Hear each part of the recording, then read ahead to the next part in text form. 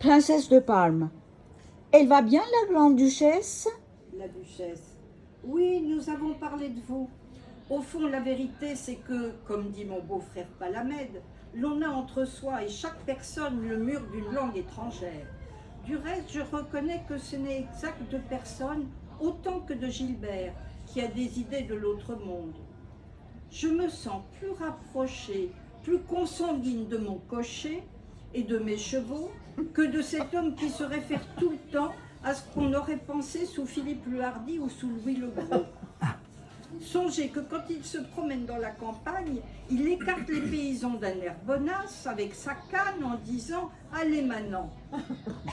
Je suis au fond aussi étonnée quand il me parle que si je m'entendais adresser la parole par les gisants des anciens tombeaux gothiques. Cette pierre vivante a beau être mon cousin, elle me fait peur.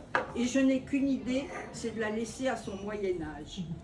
À part ça, je reconnais qu'il n'a jamais tué personne. Assassiné.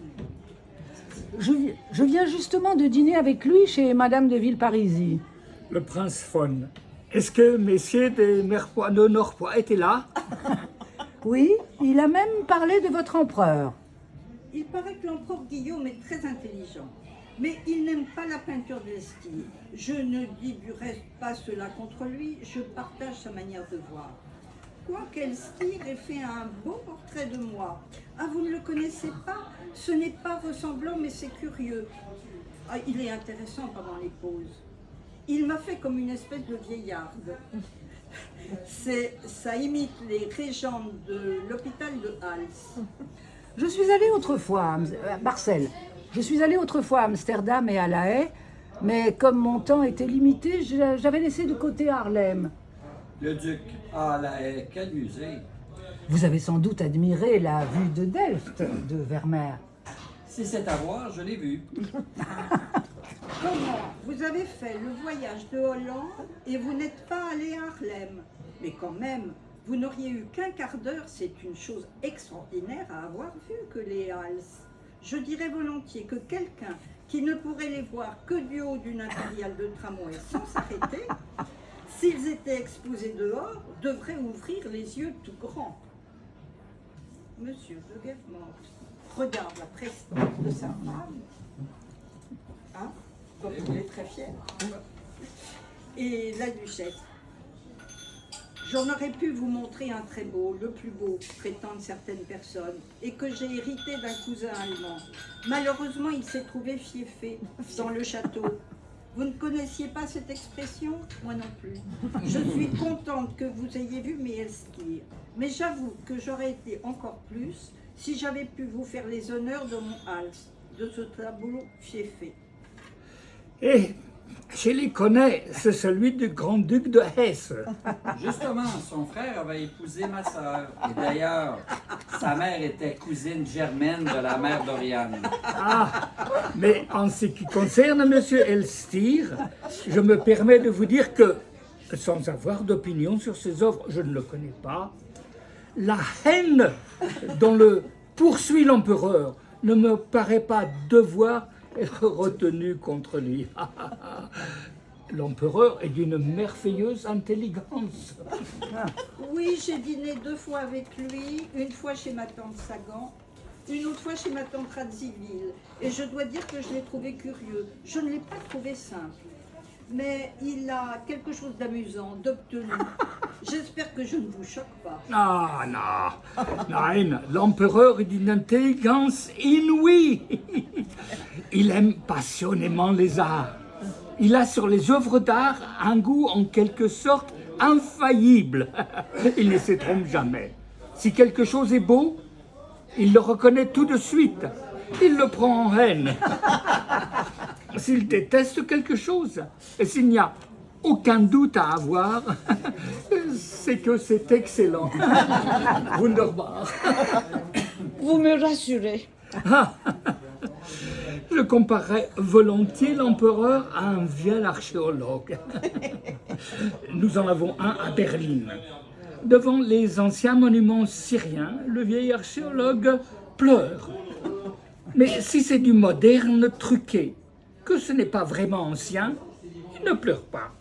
Alors, quand on veut savoir si une pièce archéologique est vraiment ancienne, on la porte au vieil archéologue.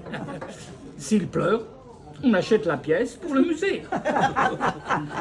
Si ses yeux restent secs, on la renvoie chez le marchand et on le poursuit pour faux. Eh bien, chaque fois que je dîne à Potsdam, toutes les pièces dont l'empereur dit « Prince, il faut que vous voyez cela, c'est plein de génialité. » J'en prends note pour me garder d'y aller. Et quand je l'entends fulminer contre une exposition, dès que cela est possible, j'y cours. Est-ce que Norpois n'est pas un rapprochement anglo-français? Quoi? À quoi ça vous servirait? Ils sont tellement bêtes.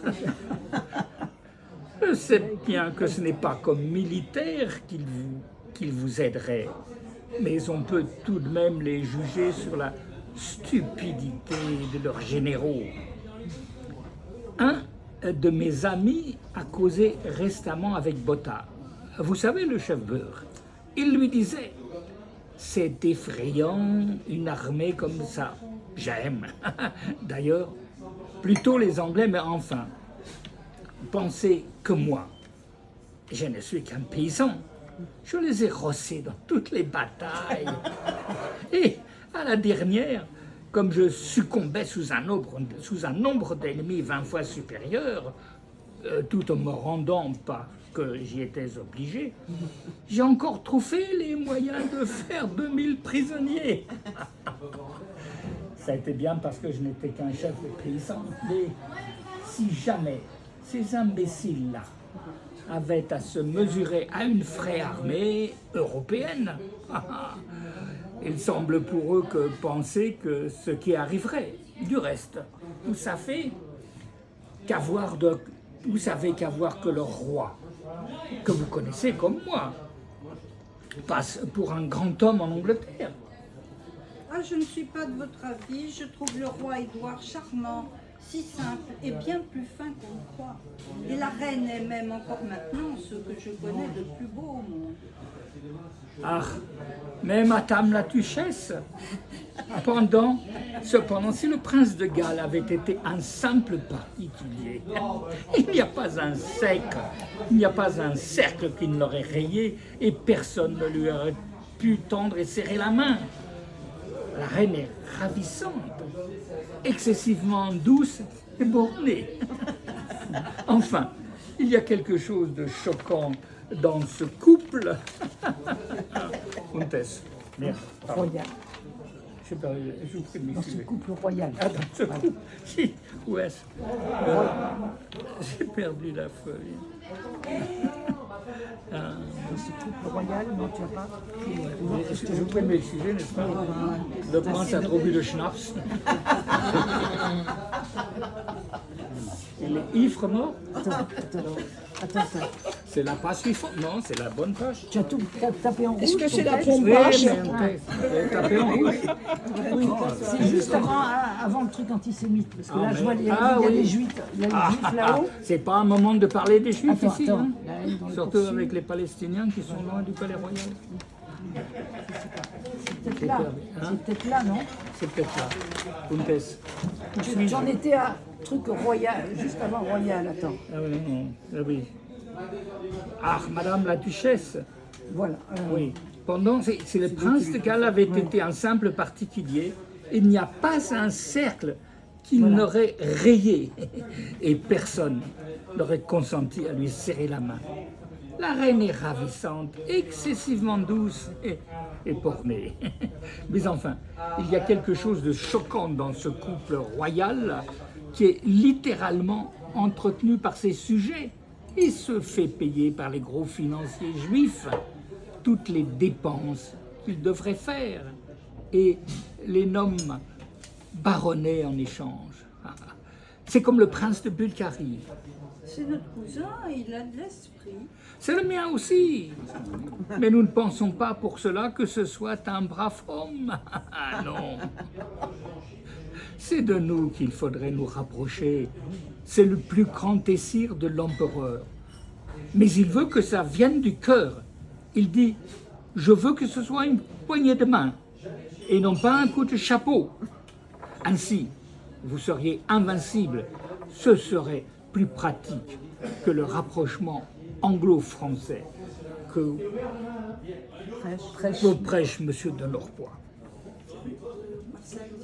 Non, c'est toi. La Non, mais duchesse. elle- Ah, non, Marcel. mais c'est toi, Marcel. Je te parle. Oui. Ah, oui, oui, mais bon, on n'est pas au théâtre. Vous connaissez le marquis de Norpois, je sais. Ça ne m'étonne pas qu'il vous apprécie, il est intelligent. Et je comprends très bien que ma tante de Villeparisis, qui ne l'amuse pas déjà beaucoup comme vieille maîtresse, lui paraisse inutile comme nouvelle épouse. D'autant plus que je crois que même maîtresse, elle ne l'est plus depuis longtemps. Elle est plus confite en dévotion.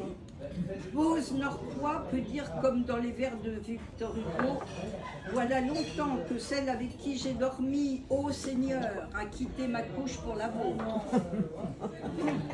Vraiment, ma pauvre tante est comme ces artistes d'avant-garde qui ont tapé toute leur vie contre l'académie et qui sur le tard fondent leur petite académie à eux, ou bien les défroqués qui se refabriquent une religion personnelle.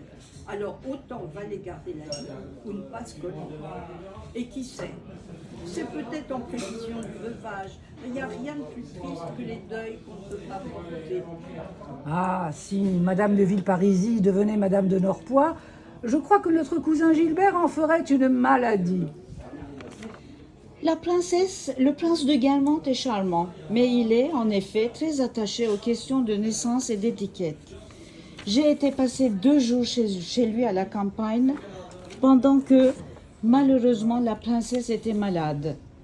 J'étais accompagnée de Petite. Le prince est venu m'attendre en bas du perron, m'a offert le bras et a fait semblant de ne pas voir Petite. Nous sommes montés au premier jusqu'à l'entrée des salons et alors là, en s'écartant pour me laisser passer, il a dit « Ah, bonjour Madame Houlonstein ». Il ne l'appelle jamais comme cela depuis sa séparation, en feignant d'apercevoir seulement alors Petite, afin de montrer qu'il n'avait pas venir la saluer en bas. Cela ne m'étonne pas du tout. Je n'ai pas besoin de vous dire contempleur plus que quiconque de la naissance et même républicain que je n'ai jamais beaucoup d'idées communes avec mon cousin. Madame peut se douter que nous nous entendons à peu près sur toutes les choses comme le jour et la nuit, mais je dois vous dire que si ma tante épousait Norpois, pour une fois je serais de l'avis de Gilbert. Être la fille de Florimond de Guise et faire un tel mariage, ce serait, comme on dit, à faire rire les poules. Que voulez-vous que je vous dise? Notez que les Norpois sont de braves gentilshommes, de bons lieux, de bonnes souches. Écoutez, Bazin, ce n'est pas la peine de se moquer de Gilbert pour parler comme lui. Mais est-ce que vous n'êtes même pas un peu cousin? Il me semble que Norpois avait épousé une La Rochefoucauld. Pas du tout de cette manière-là. Elle était de la branche des ducs de la Rochefoucauld. Ma grand-mère est des ducs d'Audoville. C'est la propre grand-mère d'Édouard Coco, l'homme le plus sage de la famille. Et les 2 rameaux ne sont pas réunis depuis Louis XIV. Ça serait un peu éloigné.